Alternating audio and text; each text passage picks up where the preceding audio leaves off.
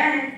मेरे बापूजी पुराने फौजी बड़े मनमौजी कहते, बच्चा यह तिरंगा लहरा के आना, एक तिरंगे में लिपट कर आना। उनसे कहना मैंने उनकी बात रखी, आखिरी गोली भी सीने पे खाई, दुश्मन को पीठ ना दिखाई।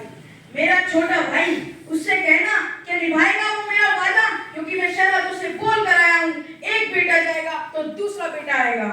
मेरी छोटी बहना उससे कहना मुझे याद था उसका तोहफा, लेकिन ऐसा इत्तेफाक हो गया राखी से पहले भाई राख हो गया। वो कुएं के सामने वाला घर, वहां दोपहर जरूर ठहरना, वही तो रहती है वो जिसके साथ तुमने जीने मरने की कसमें खाई थी। उससे कहना भारत माँ का साथ निभाने में उसका साथ छूट गया, भारत माँ का वादा निभाने में उसका वादा टूट गया। मेरी आखिरी गुजारिश, आखिरी ख्वाहिश कि मेरी मौत का मातम ना करना, क्योंकि मैंने तो ये खुद ही शहादत चाही है। मैं जीता हूँ मरने के लिए, क्योंकि मेरा नाम सिपाही है। कभी ठंड में ठिठुर कर देख लेना, कभी तपती धूप में जल कर देख लेना, कैसे होती है हिफाजत देश की, कभी सड़क पर चल कर देख लेना। दोस्तों, हमारे देश को आजादी मुफ्त में नहीं मिली, इस आजादी के बदले में हमारे कितने वीर जवान शहीद हो गए, और इसीलिए आज भी पूरा देश वीर समुद्र को याद करता है और उनका भारतीय देश को नमन करता है। आज का 77 साल का भारत प्रगतिशील, सम्मानित और शांति प्रिय देश के तौर जाना जाता है। मैं उस भारत से आता हूँ जिसके होठों में माँ गंगा और हाथों में तिरंगा है। वह भारत कभी सत्यम शिवम सुंदरम वंदे मातरम, तो कभी पंजाबी सिंह, गुजराती, मराठा, द्रविड़, उत्तर बंगाल है। मैं उस भारत से आता हूँ कि टुकड़ा में लोगों की समय स्थली बन जाता है और सर समुद्र प्रदेशों को भी ब्रदर एंड सिस्टर कहकर बुलाता है। मैं उस भारत से आता हूँ जिसने विश्व शिशु में योग सिखाया, लेकिन खुद अपना पढ़ाना सीख पाया। वो माखन चुराता है और माँ अवतार रोके भी, माँ अवतार रोते भी माँ के हाथों की मार खाता है मेरा काना। मैं उस गौतम के भारत से आता हूँ जहाँ जगत के लिए कनिष्ठ पुत्र सन्यासी हो जाता है। मैं उस राम के भारत से आता हूँ जहाँ पिता की एक बात पर बेटा सिंहासन त्याग कर वनवासी हो जाता है। मैं उस भारत से आता हूँ जो एक बारी माँ को मासरा कुंती के नाम से जानता है और 5 पति वाली द्रौपदी को जय मानता है। मेरा भारत आकाश का बलवान है, फिर भी धरती से धैर्यवान है। शहीदों की कुर्बानी से मिली इस आजादी का सम्मान कीजिए, स्वदेशी बनिए, स्वदेशी अपनाइए। भारत माता की जय, भारत माता की जय, वंदे मातरम, वंदे मातरम, जय हिंद, जय भारत। जो पेट्रियटिज्म शब्दों में था वो भविष्य में उनके कौशल में भी होगा। That will depend on their teachers, because आप एक स्वाधीन देश के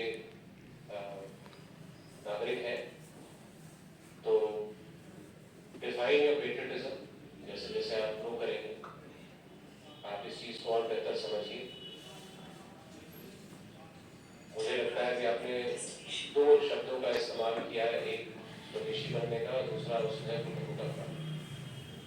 तो एक शब्द उसमें से जो है वो नेशनलाइजेशन के बारे में बात करता है, एक ग्लोबल आउटलुक के बारे में बात करता है। तो आप कैसे ये चीज इंश्योर करेंगे कि इन दोनों में परस्पर मतभेद नहीं है?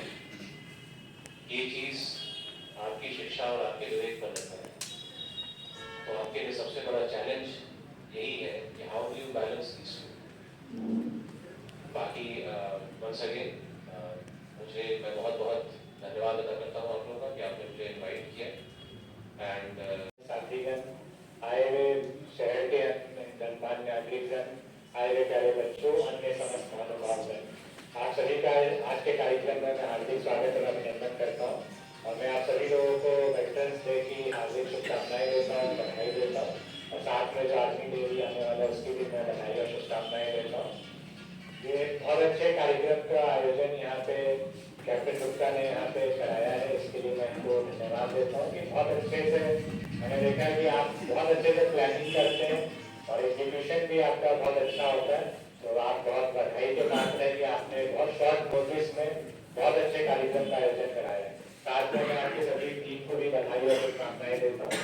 जैसा अभी कप्तान साहब ने बताया कि किसी भी देश को अगर देश बनता है, कोई भी देश अगर है, उसमें 4-5 चीजें बहुत जरूरी होती है। देश का एक डिफाइंड एरिया होता है कि हम लोग का एक क्षेत्रफल होता है, एक डिफाइंड होता है कि क्या है, ये भी इसका मकसद है मनाने का। अभी स्टोरी भी अभी इसकी सुनाई गई कि क्यों इसको मनाया जाता है कि पहले जो इंडियन आर्मी चीफ थे उन्होंने मतलब अपना चार्ज छोड़ा था, लेकिन कहीं ना कहीं ये भी है कि हम इसको याद कर सकें कि जो सेवाएं आप लोगों ने दी है उसको हम लोग याद कर सकें कि कितने टफ कंडीशन में आपने काम किया और देश के जो रक्षा की है आप लोगों ने, इसके लिए हम सभी लोग आपके लिए हमेशा आभारी रहेंगे।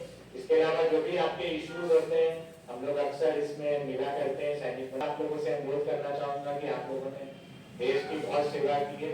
अब आप लोग रिटायर हो गए तो अभी भी आप लोग थोड़ी और इसमें हम लोग की और आप लोग मदद कर सकते हैं। खासतौर पे शिक्षा के क्षेत्र में काफी जगह आप लोग देखते होंगे, बहुत जगह आप लोग गाँव में रहते हैं, आप लोग गाँव में रिटायर होकर रह रहे होंगे या फिर कस्बों में रह रहे होंगे, तो बहुत जगह जो हमारी सरकारी बेसिक के स्कूल से वहाँ पे अध्यापकों की बहुत कमी रहती है कि हम लोग के 1 शिक्षक 2 शिक्षक या नहीं 3 शिक्षक रहते हैं।